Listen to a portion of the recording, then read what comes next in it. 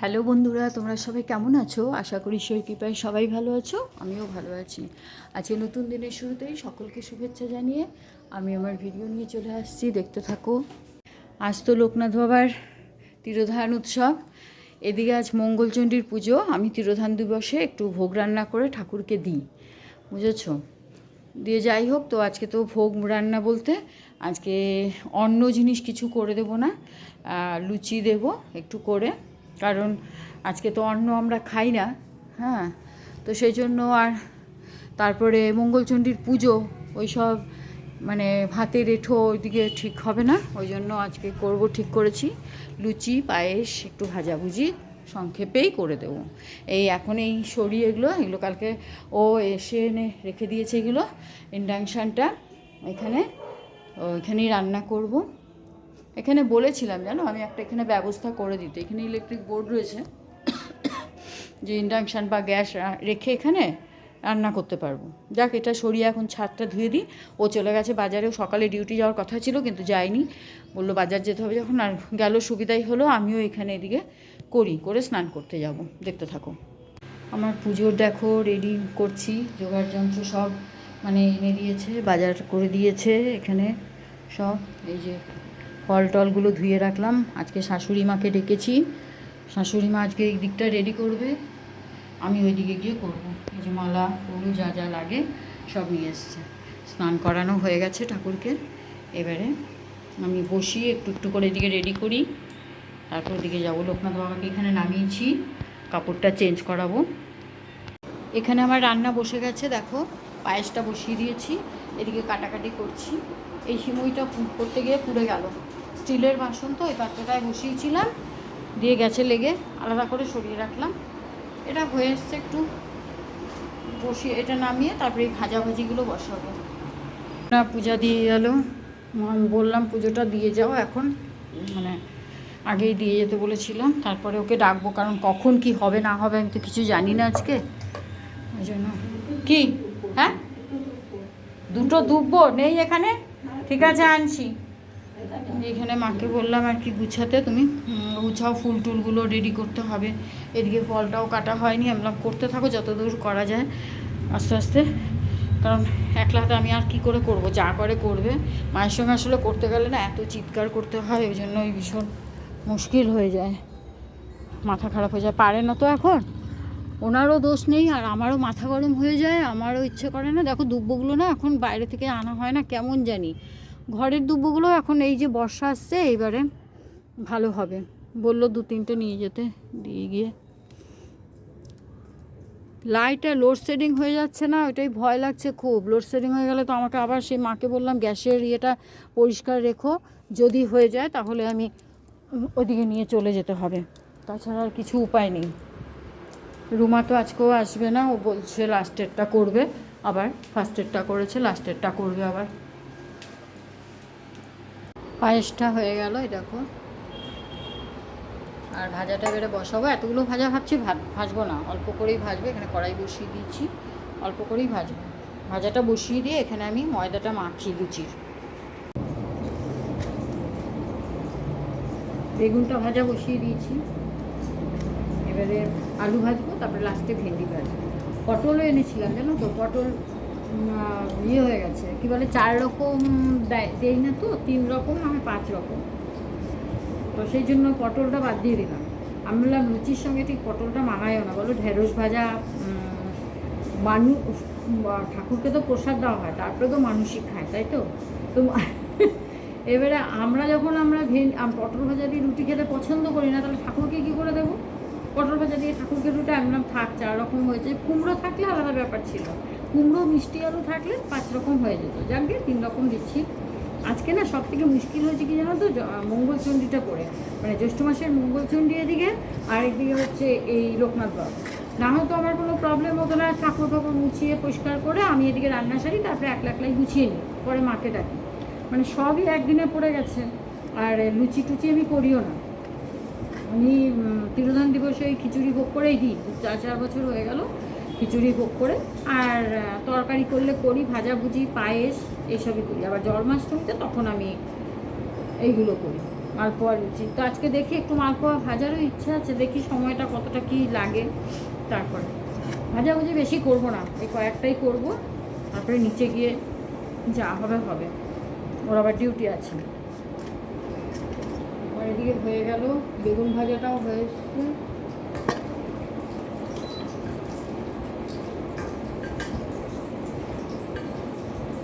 লোকনাথ বাবা শুনেছি জাউ ভাত খেতে পছন্দ করতেন, তোমরাও হয়তো জানো। কচু, ওই গাটি কচুগুলো আছে, কচু সেদ্ধ, মানে চাকলাতে বা লোকনাথ বাবার যে ভোগ দেওয়া হয় যেখানেই হোক মন্দিরে, সেখানে কিন্তু এইভাবেই দেওয়া হয়।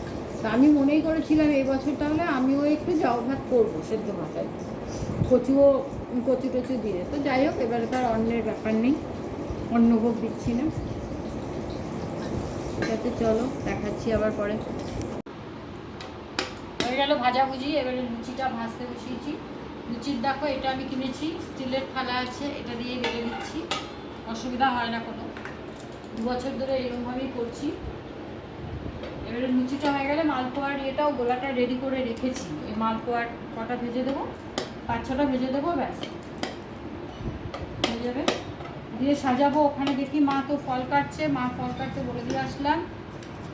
ফুল টুল গুছানো হয়ে গেছে সব, ব্যাস ফল কাটা হয়ে গেলেই ওদিকে আমি গুছাবো।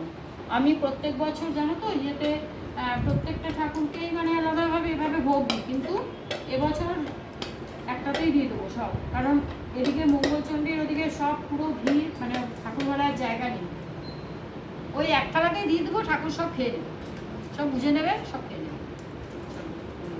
আমার এদিকে লুচি ভাজাও শেষ হয়ে গেল।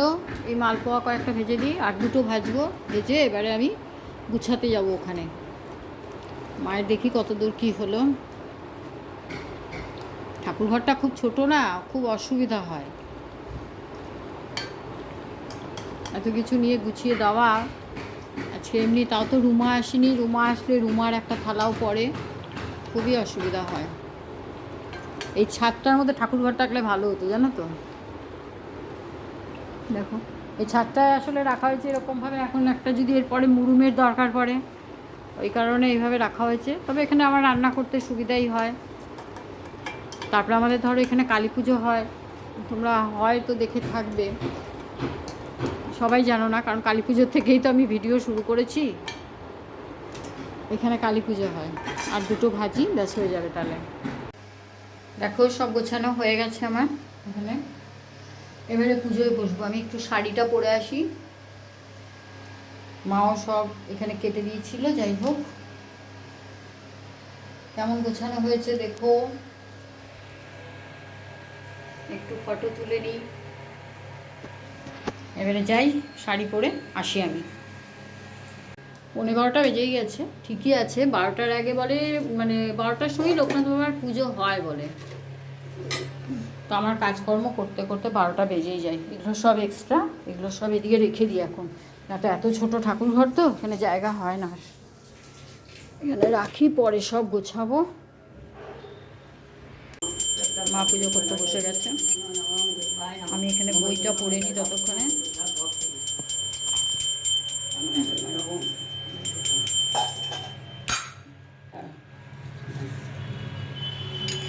এটা বন্ধ করো না, প্রদীপটা এখানে জ্বালিয়েছে, ওখানেই থাক প্রদীপ, গরম লাগছে।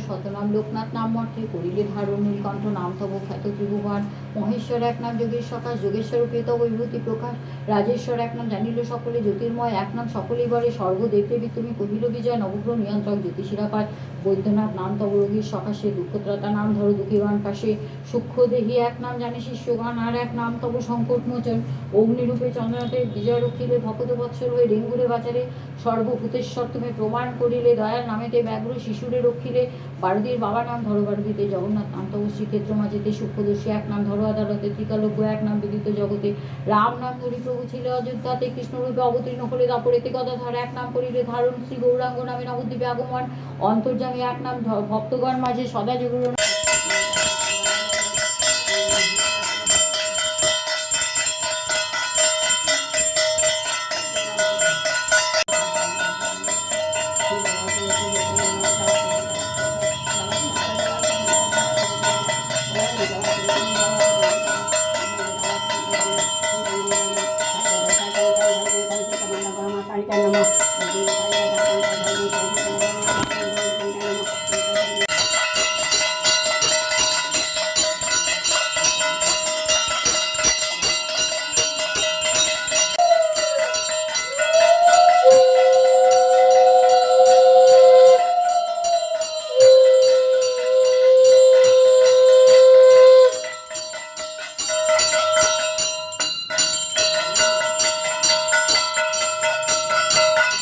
হয়ে গেল আমাদের, মুন্নাও চলে গেল প্রসাদ নিয়ে। এবারে এই প্রসাদগুলো নামিয়ে আমি ঘরে যাই, নিচে নামি, নিচে নেমে গিয়ে আবার তরকারি বসাতে হবে একটা। রুমাকেও একটু প্রসাদ দিয়ে আসি, ও তো লাস্টেরটার প্রথমটা করছে। নিয়েছি সব, এখনও আছে এখানে, আলু কাটা বেশি ছিল রয়ে গেছে এখানে, থাক পরে এসে নিয়ে যাবো। এখানে প্যাকেটগুলো সব পড়ে রয়েছে, কড়াইতে তেল রয়েছে, এখন আর আসবো না উপরে, একেবারে বিকেলে এসে সব পরিষ্কার করবো। মা ওইদিকে করে আসলাম অনেকটাই, এবারে দেখো উনি কখন নামে। না না আমি মাজবো, কড়াই দিয়ে যাও, তেল আছে, তেল খালি হয়নি এখনো। এদিকে কিচ্ছু ধরবে না, তুমি তুমি চলে আসো ঠাকুরঘর পরিষ্কার করে, আর ধরতে হবে না এগুলো, এগুলো আমি বিকেলে করবো, যা করার খালি করতে হবে সব। দেখলে তো কতক্ষণ পরে নামবে কে জানে। কি বলছো? নিয়ে নিয়েছি সব, এখনো অনেক কিছু আছে আনার, সব বিকেলে নিয়ে আসবো, আর এখন পারছি না করতে। চলে আসলাম উপরে, একটু রেস্ট নিয়ে নিই, খেলাম, ওই ফলার করতে হয় ওটা খাইনি, ভাবছি একটু রেস্ট নিয়ে তারপরে খাবো, কারণ ওই তোমার লুচি মালপোয়া, তারপরে ওই যে ওদের বাড়ি থেকেও প্রসাদ দিয়ে গেছিলো, মানে মুন্না সব, তারপরে ফল, এই সব টুকটুক টুকটুক করে খেয়ে না, তারপরে মা বেলের শরবত করেছিল ওটাও খেয়েছি, এইসব খেয়ে পেটটা ভর্তি হয়ে গেছে, এখন আর ইচ্ছে করলো না। আমরা এত চোখটা বুঝে আসছে, আমাদের একটু শুয়ে গিয়ে তারপরে উঠে ওই খাবো, ওটা অল্প করেই খাবো। তারপরে রাতের তরকারিটা তো হয়ে গেছে। আজকে যা গরম না গো, প্রথম মঙ্গলবার আমরা মঙ্গলচণ্ডী করেছি, খুব ভালো করেছি, এত সুন্দর ওয়েদার ছিল, ঠান্ডা আবহাওয়া, বৃষ্টি, ভাবলাম বোধহয় প্রত্যেকটা মঙ্গলবারই বোধহয় এরকম যাবে, এত রোদ, আজকে প্রচুর গরম। তো যাই হোক, কিছু করার নেই, আর একটা মঙ্গলবার আছে, ওটাও কাটাতে হবে। চুলটা পুরো ভেজা একদম, একটু শুই মেলে, তারপরে উঠবো, পরে তোমাদের সঙ্গে আবার কথা বলছি। আমি এটা নিয়ে নিলাম এখন খাবার জন্য, খেয়ে নিই।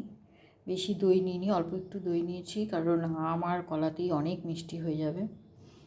এটা খেয়ে নিয়ে, শাশুড়ি মা এখনও খায়নি, যেন ঘুমাচ্ছে, এখন ডাকতেও পারছি না, যাক দেখি কখন ওঠে, এখন বেজে গেছে 4:15।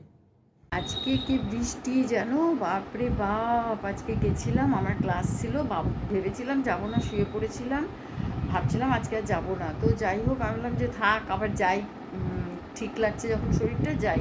তখন মেঘটা মানে কেমন হয়ে গেছিলো, রোদ মানে চলে গেছিলো, ভাবলাম কে জানে, যাকে ছাতা টাতা নিয়েই গেছি। তো তারপরে আসার সময় 2 ঘন্টা কাটালাম, কি বৃষ্টি, টোটোতে চেপেছি, পুরো ভিজে গেছি যেন, দিয়ে এসে মানে প্রায় স্নান করতে হলো, চুল টুল সব ভিজে গেছে, কি অবস্থা বাবারে, মারাত্মক বৃষ্টি হয়ে গেল, মুষলধারে বৃষ্টি, মানে আমি যখন টোটোতে চেপেছি মুষলধারে বৃষ্টি, আর দিয়ে তারপরে যাই হোক, তারপর ঘরে আসার পরেই কমে গেল। যাই এখন রুটি করতে যেতে হবে, রুটি তো নয়, পরোটা করবো। দেখো মঙ্গলচণ্ডীর ব্যাপার, রাত্রেবেলায় পরোটা আর হচ্ছে পাস্তা তরকারি, মিষ্টি আছে, এসব দিয়ে খাওয়া হবে ডিনার। চলো এখানে চলে এসেছি পরোটা ভাজার জন্য। মা তো 9:15 থেকে 9টার মধ্যেই বলেছি, সিরিয়ালটা দেখে উঠে চলে আসে, আমি থাকি আর না থাকি মা চলে আসবে মানে রুটি করতে।